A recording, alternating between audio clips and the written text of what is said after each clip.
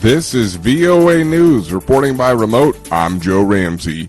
Ukrainians on Wednesday marked 31 years since they broke free from the Russia-dominated Soviet Union in what is certain to be a day of subdued but defiant celebrations, overshadowed by fears of new Russian missile attacks. Ukraine's Independence Day, which falls 6 months since Russia's February 24th invasion, has this year taken on hallowed significance for Ukrainians. President Volodymyr Zelensky warned late on Tuesday of the possibility of, quote, repugnant Russian provocations and brutal strikes by Moscow to cast a pall over what he said was an important day for all Ukrainians. Officials have banned public gatherings in the capital, Kyiv, and imposed a hard curfew in the eastern city of Kharkiv, which has weathered months of shelling on the front lines. Many government officials have been ordered to work from home. Ukraine broke free of the Soviet Union in August 1991, and an overwhelming majority of Ukrainians voted in a referendum to declare independence. Zelensky has not disclosed details of how the government will mark the public holiday for security reasons. He said he would be rewarding people such as railway personnel, emergency service workers, electricians, drivers, artists, and those in the media. Authorities urged people to take air raid warnings seriously and seek shelter when sirens sound.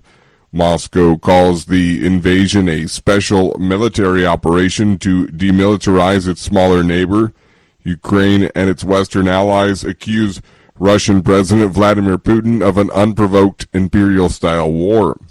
Find more at voanews.com. This is VOA News.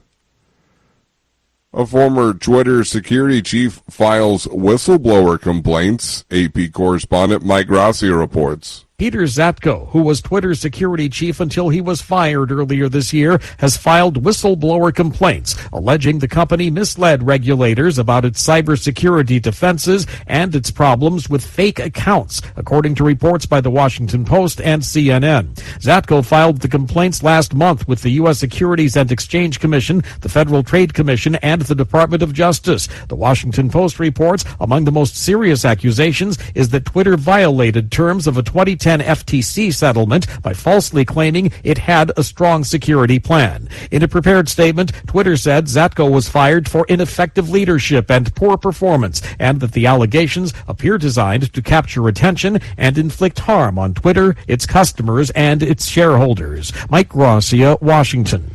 Greece says it will gradually extend a fence along its land border with Turkey and increase surveillance measures following an increase in illegal immigration from its neighbor. A government statement said the meeting with the prime minister discussed the, quote, problem of increased pressure for illegal entry both along the land border and along the sea border. Greece has already built a 40-kilometer, 25-mile fence along the northeastern land border with Turkey. The embalmed heart of the emperor who declared Brazil's independence has returned to the South American nation for ceremonies worthy of a head of state as the nation prepares to celebrate its bicentennial. The heart of Pedro I is contained in a golden reliquary or shrine that arrived from Portugal in a Brazilian Air Force plane. It was carried up the ramp of the presidential palace in Brasilia on Tuesday, in line with procedures afforded to visiting leaders on official state visits. Pedro I declared Brazil's independence on September 7, 1822, and imperial rule lasted until 1889 when the monarchy gave way to a republic. Recapping our top story, Ukrainians on Wednesday mark 31 years since they broke free from the Russia-dominated Soviet Union in what is certain to be a day of subdued but defiant celebrations, overshadowed by fears of new Russian missile attacks. Ukraine's Independence Day, which falls 6 months since Russia's February 24th invasion, has this year taken on hallowed significance for Ukrainians.